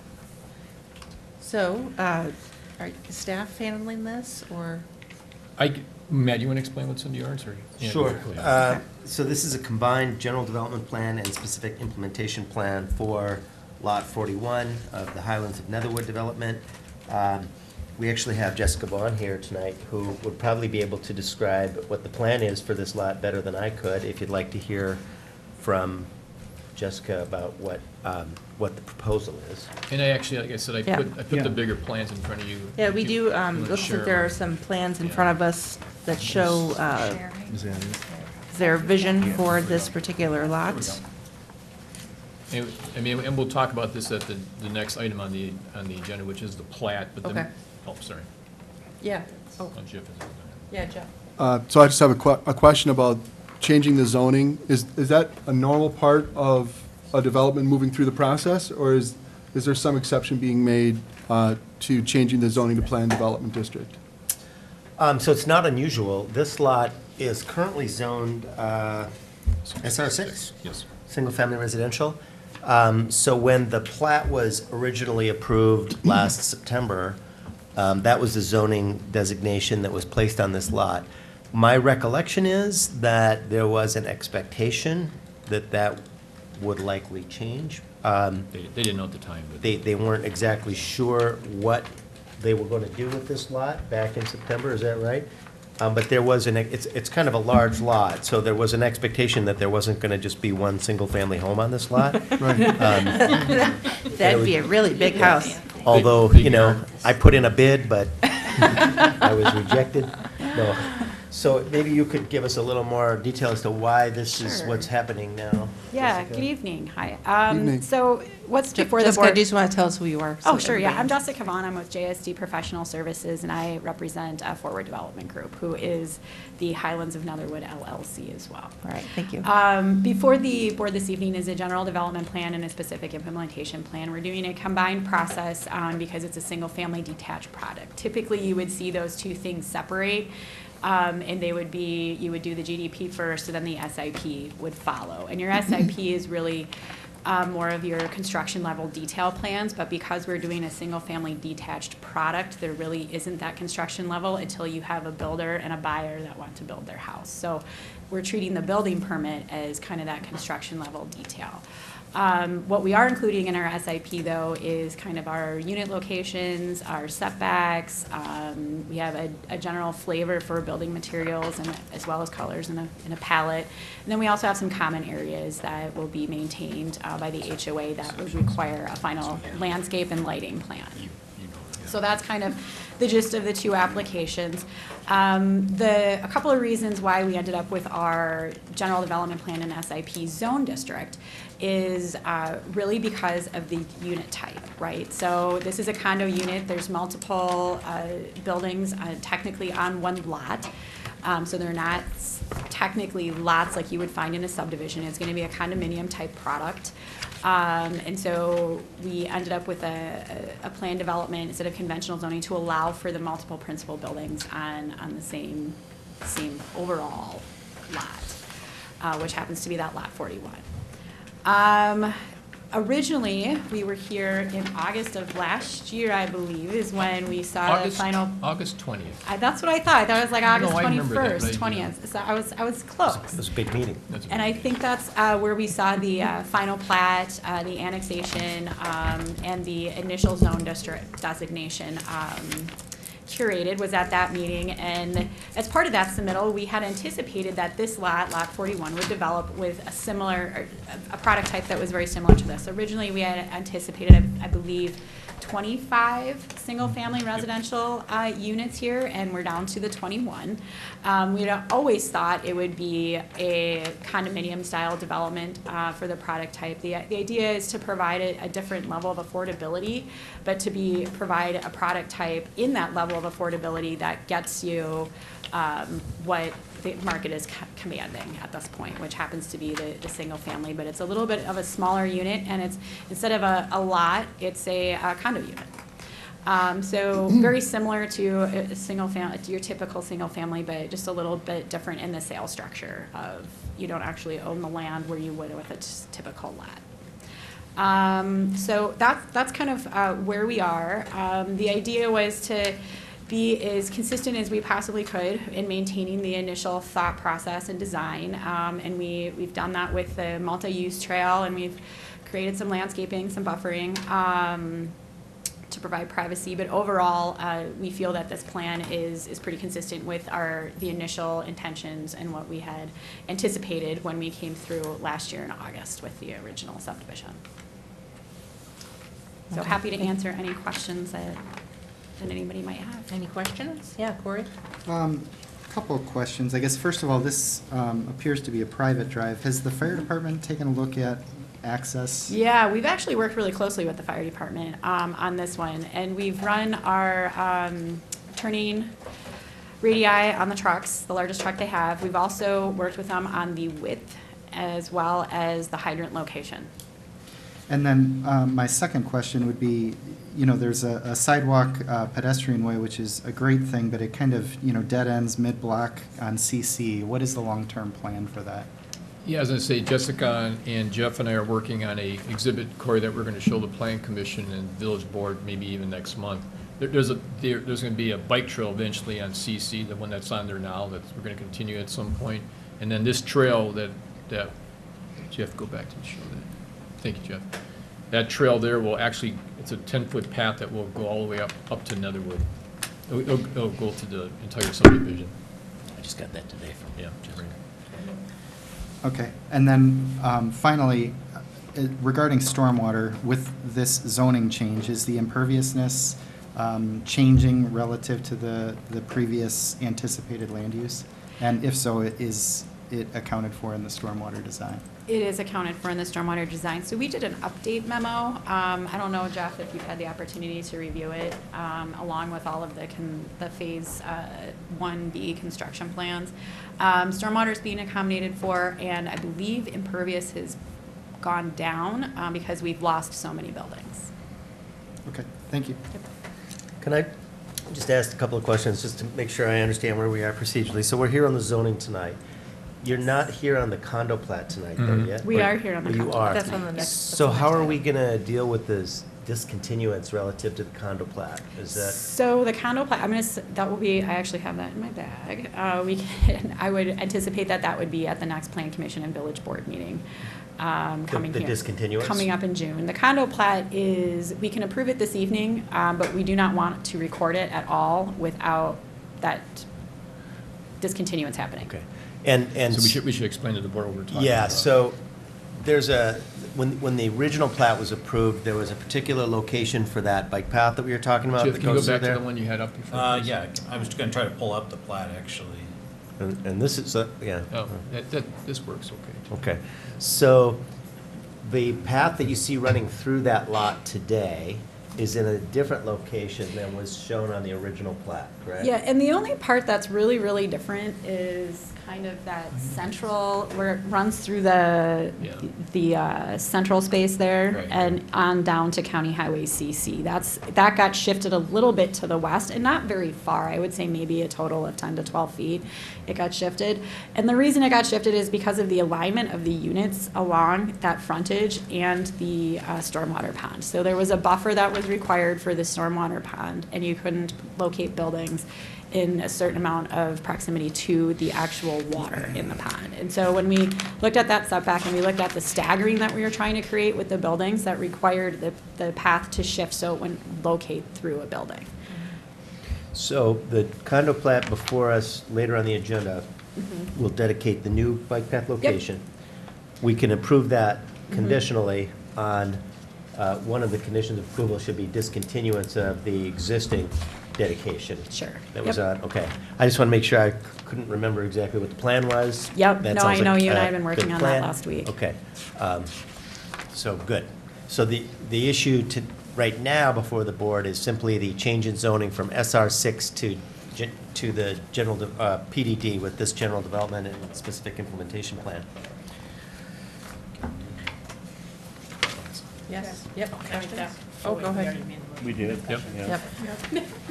I did have a question, but maybe it would be better when we ask. I was just curious how much these units would sell for, but maybe that's better when when we That's talk better about on the zoning question. it. Yeah, okay. Actually, that's better now. Yep. If you have a sense of that.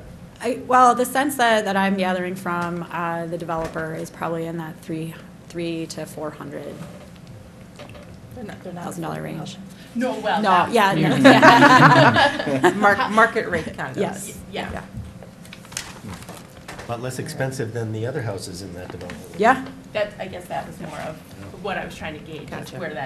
what's the difference? Yep. All right, so if we don't have any further discussion, we'll vote on this.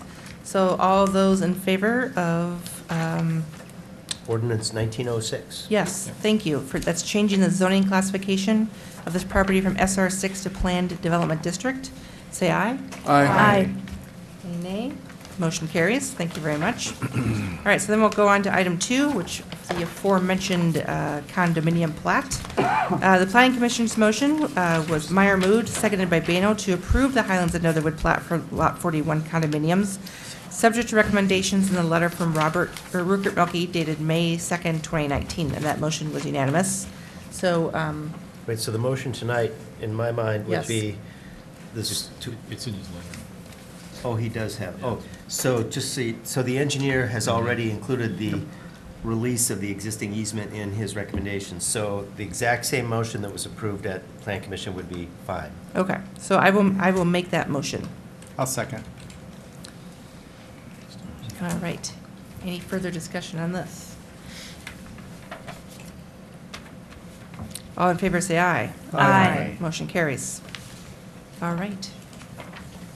So Jessica, you said that you're going to have something for the planning commission meeting to release? Yeah, I was intending on giving you another package on Friday that includes final plans that address all of the staff comments and conditions, along with the resolution and the petition request for the vacation, all on Friday for you, Okay.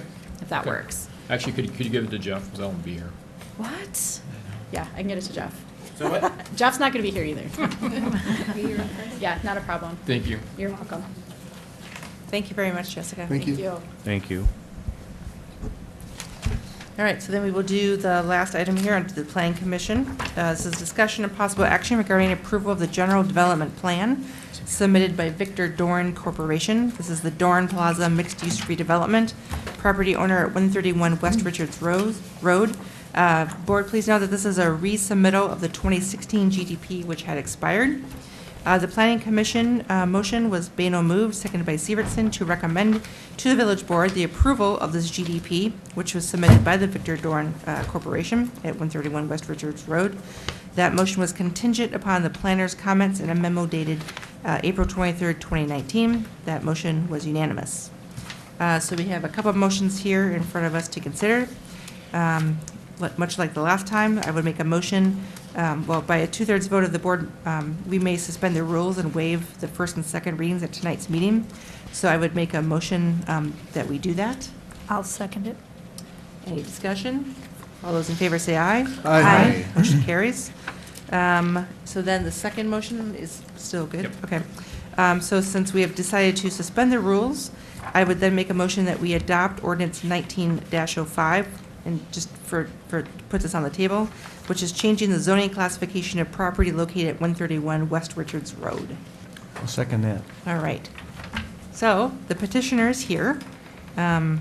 It's at the Planning Commission level, I can tell you that we pretty much just sort of rubber stamped this from 2016. The project was explained to us that it had been on delay because of some health issues in the family, and now they're back. And we're very excited that you're back. Thank you. Yes. Glad to be back. Yeah. So in front of you, board members, if you're interested, is drawings and maps of the proposed development. Do we want to have the petitioner walk us through this? Do you want to Yeah. come for? Yeah, why don't you come forward? 'Cause we might have questions. Yeah, Jerry. I have a quick question before the petitioner gets settled here. Okay. Is this the same plan that was before us a while back? Yes. Oh, it is? Yep. Okay. So we've already approved this once? Yeah. Okay, Yeah. thank you. Do you want to just tell us your name for the record? This is Keith Ball, Ball Real Estate. Hi, everybody. Thank you. Hello. Yeah, we're moving forward with it finally. Talked with Dean Salvi with KSW Construction. We've got plans that we're finalizing right now. I'm the chosen one tonight because everybody's out of town. But things are moving forward. I think tentatively projected construction probably mid to late summer start, I'd say, with occupancy spring of next year, I would guess. So For we've got, for phase one, yeah, phase one, correct. which would yep. be the building on Main Street? Yep, correct. Do you want to just walk us through, or maybe for those watching too, what phase one is? Yeah, phase one would be the building on Main Street. It's going to consist of about 12,000 square feet of office retail on the main floor. And there'll be a blend of apartments above, studios, ones and twos. We're anticipating about 30 units, 30 to 31 units. Underground parking with some surface parking as well. And there'll be a cross easement to use the parking in the whole area there, so. And then phase two would be along Richards, and then phase three would be probably demolition of the original Dorn building and another building there. So that's down the road a ways, I could see. Do you have any idea what the timeline is for moving forward after phase one? Well, it was up to me as fast as we could do it. I'm anticipating with the speed at which we'll fill it up, what probably will happen fairly quickly thereafter. But an exact number I probably couldn't give you Sure. right now. No, that's fine. Yeah, Corey? Just looking at the site, it's great to see the redevelopment. One question I did have was regarding stormwater again. You know, I know that this site is a majority, redevelopment, but there is a fair amount of existing green space kind of north of the existing pharmacy. What are your plans for stormwater management for the site? I know they've got I think they've got the site plan. They're finalizing it right now. I actually don't have it right now, so. Jeff, just from a procedural standpoint, they would need to apply for and obtain approval of a stormwater management plan at some point in the process, assuming the development is triggering that requirement, but are we at Correct. that stage yet, or that's I don't down the think, road? I don't know if we're at that, I mean, conceptually, they should, I agree with Corey, they should be planning on it. I mean, the requirements are out there for, you know, your net new impervious areas and when it's triggered. I don't have that off the top of my head, but, you know, if not, I mean, you'd have to then be looking at possibly reserving a portion of that, you know, site over there for your stormwater. I know that they've done it with regards to phase one, but they're working on the complete, when all the phases are complete, how that'll work. And that's currently not finished yet, so. We haven't done it here in the village yet, but I mean, we could always, I mean, they could always consider underground storage, if that's, you know, that's the route they have Jeff, to we go. did that UBT for that bank building. You did? Mhm. Yep. Yeah, So go this ahead, would be Jenna. the second one. Question on that, and maybe if it's too early. Sure. When we went on the affordable housing tour in early March, one of the things that I thought was really neat to learn about was, I think they called it flex spaces on developments where they were hoping to have retail on the bottom. Mhm. But in case the retail wasn't coming as quickly as they had wanted it to, they could flex it into apartments and then convert it back when the right time came. Mhm. Have you all considered something like that, or? We've talked with Dean about that a little bit, the KSW, the builder, and he said that's definitely a possibility, so. I'm thinking, being so prominent on Main Street, I would not want them to be empty if we can find Yeah. a good use for them. Yeah, I'm not anticipating an issue with getting that leased up, the main floor. We've got a lot of inquiries already, and I haven't really marketed it much at all. It's pretty much done through word of mouth, so, It's good to hear. yeah, we're excited. So, Thank you. Yeah, right. So the existing Dorn's been upgraded, nice Mhm. improvement, but that'll be a total tear down and brand new? Or not? Eventually. Eventually, Yeah. okay, Yep.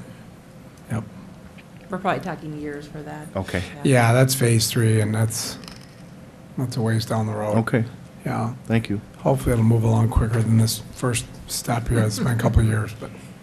And if I'm sorry.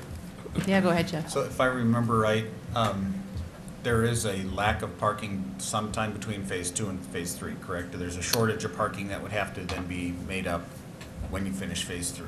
Yeah, and that's part of that is the reason that we're doing the cross easements too with the different phases, is so that it can be shared. But that's the reason I really pushed for the underground parking too. Yeah. Just 'cause- That's what Mike had.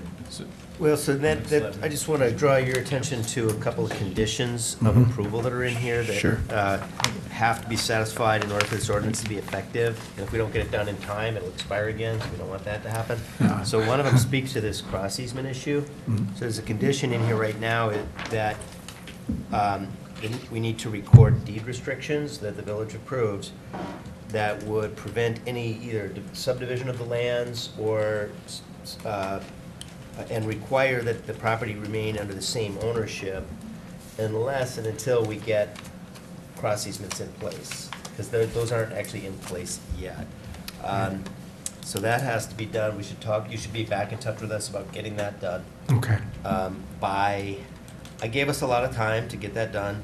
We have till 12 noon on December 31, 2021. So that's not this year, that's not next year, but the year after that. So hopefully we can get that done in that time. It'll be before that. But this ordinance won't take effect until that's done. And so you can't do any development either until that's done.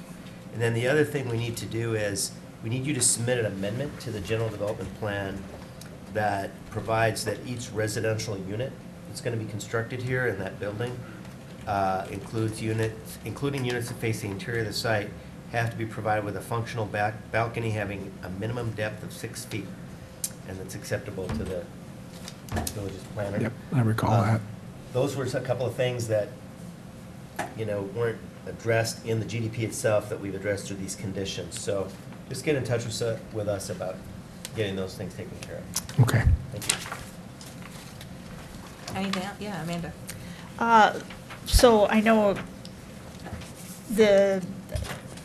my only thought was like the farmer's market is normally on the property at Dorn, and I know it's been kind of the Dorn owners to allow that to happen there, but I wonder, has that someone been in touch with the head of the market to let them know that this is gonna be a go again? Because they knew it was on hold, but someone's been in contact.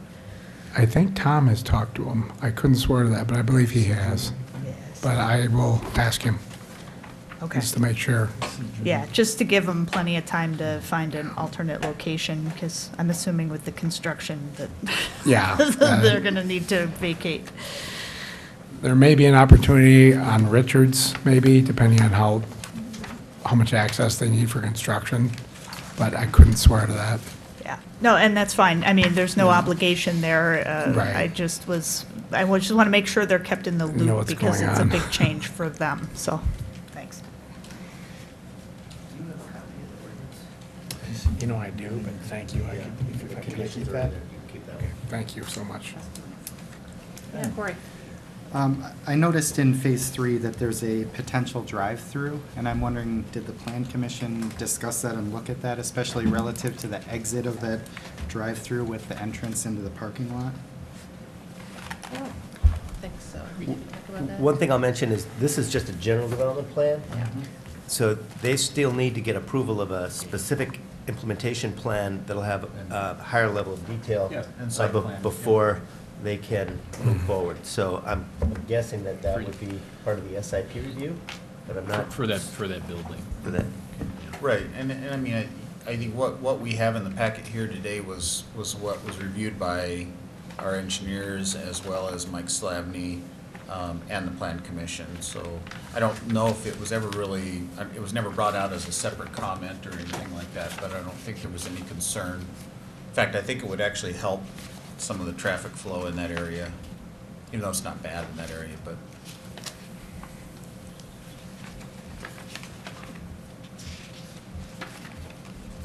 Anything further? All right, so we have a motion as second to adopt ordinance 1905, contingent upon the planner's comments. All those in favor say aye. Aye. Motion carries. Thanks, Thank you very everybody. much for being here tonight. Thank you. Appreciate it. We're Thanks, excited, Keith. excited about the project. All right, so now we are going back to item 4. 4B, right? Yes, for B, yep. Okay. So this is discussion and possible action regarding the agreement for land division improvements in the Highlands of Netherwood Phase 1B. So does someone want to make this motion to get this on the table to approve the agreement? Sarah, that's waiting in the back. Sarah, you Yeah. keep flipping it around. You need a motion? I'll make the motion. Okay. I'll second. All right. Matt or Mike, do you want to talk about this a little bit? I can very briefly describe what we're doing here. So if you take a look at the Exhibit A to the agreement, there's a phasing map. Jeff, could you do the map? Scroll down to The that. map? Oh, sorry. Thank Right you. at the end, Exhibit A. Present to Exhibit Right. A. Here we go. There you go. Yep. So we already have, for this development, we have a master development agreement, and then we have individual, very short agreements for each phase. We have already approved the agreement for Phase 1A, which is under construction, and the developer has now requested that we move forward with approving an agreement for Phase 1B. That's shown on the map. Actually, that includes that lot that we were talking about earlier tonight. So this development agreement would require the developer to construct all of the improvements needed to serve Phase 1B, and to do so in a way that complies with the master development agreement, and to provide a letter of credit to the village to secure completion of that work. And I'd be happy to answer any questions. Any questions? All right. Otherwise, all those in favor say aye. Aye. Aye. Motion carries. Thank you. We still have a quorum, right? We do. Yeah, that's We're fine. dwindling. Okay. Item 4C, Discussion and possible action approving release of lot to be purchased by Tyce from obligations under previously recorded pre-annexation, development, and road maintenance agreements between the village and Lycon. So, someone want to make a motion to approve the releases? I'll move. I'll second that. All right. Brief explanation. Many years ago now, when the village, 2005. 2005, when the land that Lycon developed was annexed to the village, and when the village was working with Lycon on both the annexation and the development agreement, there was a pre-annexation agreement that was entered into and recorded, and a developer's agreement that was entered into and recorded. We also entered into a road maintenance agreement that was not recorded. Those are all, or at least two of those three documents are showing up of record in the title work that's being developed as part of Lycon's, Tyce's acquisition of a lot to build its new facility on. And so we've been asked to release that lot from any obligations under the pre-annexation agreement or development agreement between Lycon and the village. I took a look at those agreements, and I didn't see anything that we would need to continue to show as an obligation that would apply to that lot that Tyce is buying. So I prepared these release documents for you all to consider. Questions? All right, then I guess we'll vote. All those in favor of the motion say aye. Aye. Aye. Anyone opposed? Motion carries. Thank you. This is, item 4D is for our information that the village has received the recorded warranty deed pertaining to the Hermson's gift, creating the Hermson Conservancy Park adjacent to the Highlands of Netherwood subdivision. So that's very exciting that is official. Sweet. I know you all have been working on that for a long time, so thank you. And if you go back to that map, I'm not gonna make Jeff do that. You'll see that the bike trail will eventually connect into this park. Yep. So it'd be very cool when it's done. Good.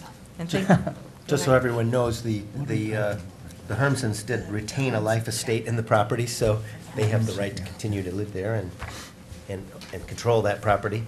But eventually, this will be, it is village property now, subject to their life estate, but eventually this will simply be village property. But now that, I can say this, but now that we have this done, Lisa can now start collecting per lot a $150 fee for building permits for each lot that will go into a separate fund to help pay for the maintenance of the park at some point. excellent. Good. All right, thank you. Item 5, approval of minutes, we have none. Item 6, approval of vouchers. Uh-oh. All right, tonight. Jerry? You're doing it. No, go ahead. So tonight, I didn't see anything. we have vouchers in the total of $249,153.12. Someone want to make a motion to get this on the table? I'll second that for discussion. I guess I made that motion? Oh, sorry, Hang on. we're just trying to figure out about an agreement here. Sure. So Peggy, it turns out that I made a motion to approve these vouchers, and Jerry just seconded it for discussion. That's legal. Yeah, that's fine. Yeah, Yeah, okay. sure. I don't get to make motions much anymore, so this is No, fun. go ahead. All right, so questions. Jerry? Thank you. Since staff is so intuitive, what are my questions? Only one a night, Jerry, I can predict. We're not gonna show those Sorry. cards. How are we gonna pay for this is one. I know you Okay. somewhat, not totally. What's this plan? Okay, now Yep, this is planned. All right, That's then two. I'll press forward. Badger meter, water reader, I'm just gonna say service, because the word before it doesn't make sense to me. $780, Lisa. Yeah, that's our software and the package we use for reading our water meters. Oh, okay, Yep, it's an annual service contract fee. all right. And then on vendor 7470 Schmitz Auto. And here, I was scratching my head on this one. Mercedes-Benz, $201. That's probably for towing of a vehicle that was either abandoned or. Oh, an abandoned vehicle? Yeah. or Okay. confiscate it or something of the sort, maybe? Okay, it makes sense. I was thinking, we don't have one. We don't have a Benz. We don't have a Benz. That's not Mike's, I was is that thinking, Mike's you know, vehicle? Village attorney car. I just That thought, was you not in know, the budget, I still bought it, Jim. I thought maybe that went with our flamed vehicle that we have. That's a good truck, don't That's- we? It is a good It's a great truck. truck. It does a lot of good service for the village. And last but not least, the 60-inch plow that was purchased from Kelby. Yes. Was that a budgeted item? No, but that was one that you approved that we purchased through our annual allotment of equipment funds. Very good. Thank So, you. It wasn't Thank the you, Matt. budget. It was Pardon? it was in the budget, It wasn't that specific piece of but equipment. the funding was. But the funding was, yes. The Public Works Department and Police Department, they get $20,000 Oh. typically every year Yep. for Exactly. general equipment and, yep. I'm aware of that. Thank To you. make sure that it's in the budget.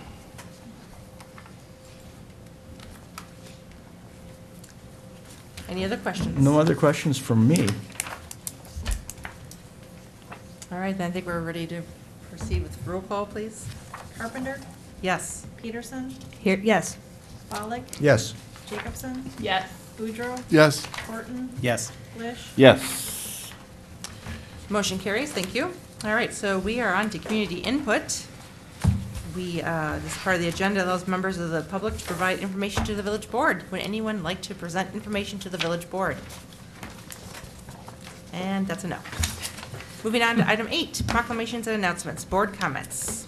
Board, any comments? Jeannie, I have Yes. one. So, next week, Thursday, May 30th, 4 PM, is the ribbon cutting for the new Oregon Youth Center. I will be turning over the keys to the youth center that day. Awesome. At At 4. 4 p.m.? 4 PM. So we'll do tours a little bit at 4. The kids arrive at 4:30, and then we'll do our little program, and then we'll turn the keys over to them. I see they're painting today. Yes, they're moving fast. They're trying to get everything done. Yeah. So it's really going to be done? It will be done. They will move in the day after. Really? Yeah. That's exciting. Yeah. That's Mhm. awesome. Yeah. If you haven't driven by, drive by because the painting theme is pretty Mm-hmm. interesting. Pretty nice. Yeah. It's really nice, yeah. Yeah. Fits the building. Yes. That's going to be very exciting. All right, other board comments? Staff comments, we have some upcoming meetings on here. Anything that you guys particularly want to highlight? Just that we moved the Public Works meeting to Wednesday, May 29th. It was supposed to have been that Tuesday, but we had a scheduling conflict. That'll Is- start at 5. Oh, Yep. thank you. I was gonna Yeah, ask. so note to the public, if you're planning on coming to that Public Works and Utility Committee meeting, I know we're having a lot of discussions about stormwater. That's now on Wednesday, May 29th at 5 PM, for those watching. Some upcoming meetings on there. Anything else from staff? Nope, nothing there. All right. Going on to 9, communication and miscellaneous business. Item 8, discussion and possible action regarding Resolution 1914, which is the 2019 annual fee schedule amendment. We have a recommended motion to adopt the resolution for park improvement impact fee and land dedication and fee in lieu of dedication. So we have that motion, please. I'll make that motion. I'll second it. All right. Discussion or questions on this? Does it make more sense to just have it be $2,000 rather than $19.99? Well, we went through an extensive analysis, and that's the number we came up with. Okay. So, yeah. Extensive. Now, I should say, yes, the attorney did. so. We have to justify it too. There's like a whole needs It's- assessment it's thing. complicated, yeah. Yeah, you can't just, unfortunately. I thought it was Take it up. at Target. Yeah, we gotta keep it Everything's just like- under 2,000. Okay. Any other questions? All right, all those in favor say aye. Aye. Motion carries. Item B, discussion and possible action regarding closing Village Hall offices at noon on Fridays due to temporary staffing shortage. We have a recommended motion to approve closing Village Hall offices at noon on Fridays starting on May 24th until September 6th. And this is a note, if the board approves this request, we will publicize the Village Hall being closed on Friday afternoons like we have done in the past. So if someone wants to make that motion? So moved. Discussion? I'll second. Yes, Jerry? Yeah, I think the one piece of information that the public should know about is the staff are still here, correct? Yeah, we're still here, we're just closing Yeah. that Oh, really? to the public. You, maybe not, but the rest of us are. Jeff wanted to go out in his Mercedes then. That's how I checked this, yeah. That's Yeah. good, Jeff. That is true. I've had a couple Yep. comments from the public thinking that you are all on vacation. I said, no. Yep. The reason that it's closing is so they can actually get work done. And mainly get the packets done. Right. Yeah. Yeah. Being short, it's, I will say that there could be a chance that somebody is on vacation and then to have the office No. open. There's only one person out front, it's very hard to be running back and forth doing the packet and stuff. And my so- point was, we aren't giving everybody a half a day off. No. Right. No, No, we're no. just Yep. closing the public part of the village hall. Yeah. So Mike, are we just having trouble finding? We're in the process of recruiting for the position. Yeah. We went through a couple of, using temporary employees that just didn't pan out. pan out, Yeah. which happens, sometimes it Yeah. doesn't, sometimes. And so now, Peggy mentioned we did receive some applications and it closes On Friday. on Friday. Okay, all right, thank you. Yeah. So if we find someone, we can always kick up the hours again, or? Yeah, but by the time you interview, you do the background, they give their It'll be notice. months. And then mixing in the summer schedule with people being at training and vacations, we just thought it made sense to be, rather, we find it more confusing to be open and then, to be closed and open and have to close again. So we're just like, we'll come back to the board whenever we think we're at the right spot. That makes sense. Yeah. Yeah, Corey. Do you have any estimate about how many people come through during those times? Is it pretty low? Hello, Lisa. Friday afternoons are usually pretty slow. Friday mornings, we're usually a little bit more busy, but Friday afternoons, we don't have a lot of foot traffic in the, Especially in the summer. yeah, Yeah. especially in the summer. In the winter, we do, through the winter months and that, but in the Okay. summer, not really. I think people think we are closed anyway, even have before had we've done that. Yeah, come in and say, oh, I didn't realize you were open then. All right, then, we will, if we're done talking, we'll vote on this. All those in favor say aye. Aye. Motion carries. Item 9C, this is FYI only. Please note that the city of Fitchburg has removed the proposed Rotary Bike Trail connection to the Badger State Trail from its 2020 capital improvement plan due to budgeting considerations. Doesn't mean the And- project's dead. Oh, I'm sorry. I was gonna say, and changes to their city council. Right. Yes. So, Yay, politics. yeah, so we'll still work on it, and so, we'll still work on it, I'll just say that. All right, item 9D, Tuesday, June 4th, 2019, from 7 to 8:30 PM, we have a public information meeting about the Janesville Street, Park Street intersection improvements. I'm sure Jeff's going to have lots of riveting displays. We'll have some neat displays and some potential layouts for over there, and we're gonna be sending out the electronic sign so people are aware of it.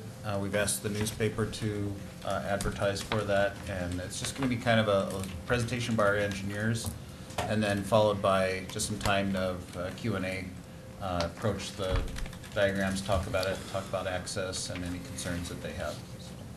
Jeff, I've had some folks from the public wondering why are we doing this right now?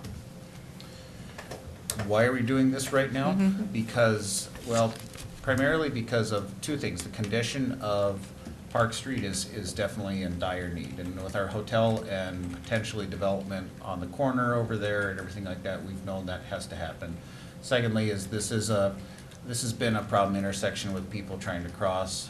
We get a lot of complaints from pedestrians. We have the daycare, I don't remember the name of it over there, that the after-school club kids go to during the school year in summer, I believe, and they have to cross there every day, and it's not been a safe situation. We're timing it to kind of coincide with, kind of stay out of work that's gonna be happening on 14, and just some median barriers and deck replacements and everything, but it will start to cause some problems out there. So we want to try to be done and through with that beforehand, so. And we need it.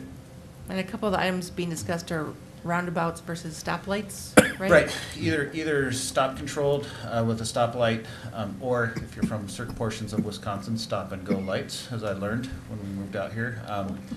Or, huh? What? Stop, don't they call them stop and go lights in certain No. areas? No, not here. No, Jeff. No, I don't know Yeah. where you're Yeah. from, but. They do around here, and that was a change for me too, Right, as exactly. an I've never Illinois heard 'em called person that originally. before, I just, yeah. Yeah, stop and go lights, what? Right. I've heard of shop and go, but. Yes, stop and go lights. And then. That's a thing. That's a store. That's a. Yeah, I know. That's a convenience store. Yeah. It's a Wisconsin thing, though. We It have is. looked Other at areas. an opportunity for a roundabout, however, that's not the direction I've been pushing them on, and that's not the direction we're proceeding, that we think is the best fit for this, just due to access constraints to local businesses there. And I personally feel that the signal-controlled intersections are safer for pedestrians as well. So public, if you would like some comments and input on the intersection, please come to the June 4th, 7 to 8:30 public information meeting That'll be right in this room. in this room. Yep. Village Hall. All right, next, this is on our agenda, Thursday, May 30th at 4 PM. Ribbon cutting for the new youth center has been noticed as a board gathering, so if we all want to be there, we will be legal to do so. Thank you for doing that, Randy. Item F, discussion and possible action regarding declaring old backup server as surplus. We have a recommended motion to approve declaring old backup server as surplus and have Computer Magic clear history prior to disposal. Someone wants to make that motion? I'll second. Any questions? First, second. Oh, sorry. Randy's Randy. first, and Yeah. I'm second. There. All those in favor say aye. Aye. Motion carries. Summerfest permits, item G. First item is discussion and possible action regarding approval of temporary Class B fermented malt picnic licenses for beer for Summerfest event.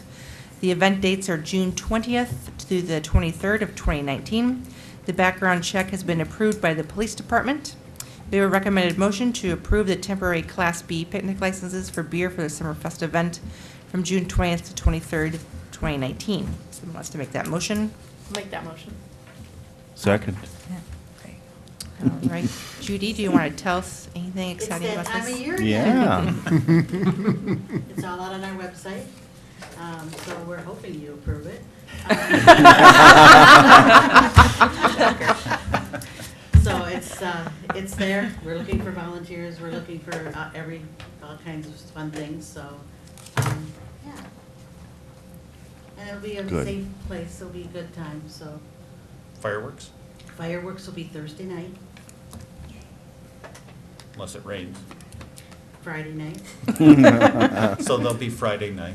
Yes. The way Or it's like yours last going. year, it rained Thursday and Friday, so it was Saturday. Yeah. night. And this time we got it on the permit right, so we didn't have to go back and get Glenn to sign over again. So we're ready. All right. Go ahead. Oh, I was just gonna say that, I guess I didn't notice it in your previous applications, but this has been going on since 1964. Yes. It's cool. It's when the chamber opened was 1964, but they just had a little party, they weren't a big summer fest. Okay. But they just had the gala thing going on. So we chartered in 64. Cool. So this is the first of two motions, so let's vote on this one. All those in favor say aye. Aye. Motion carries.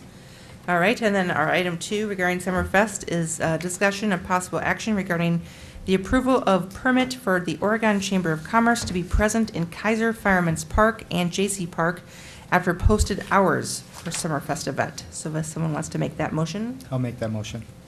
I'll second it.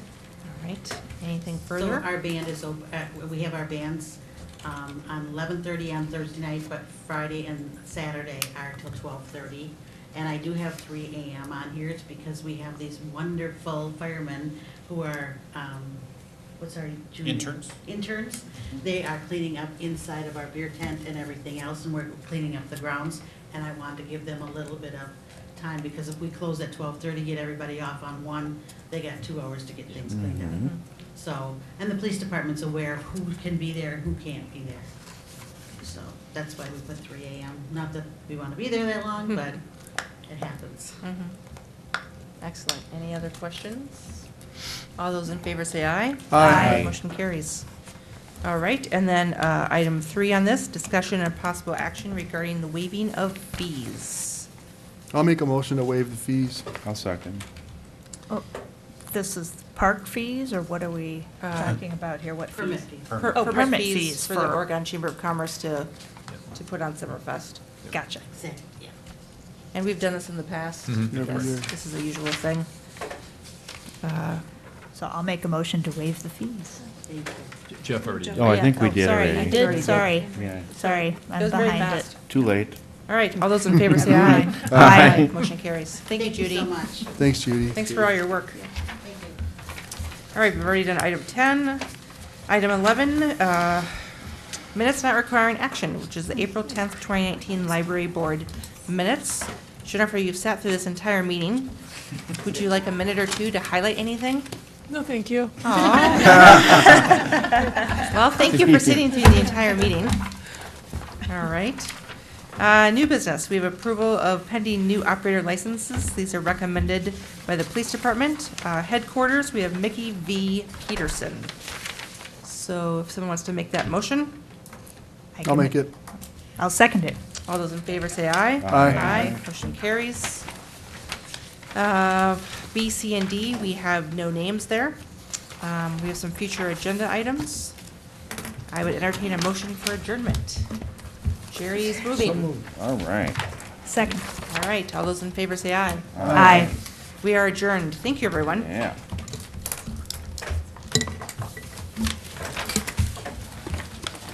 Incidentally, Judy,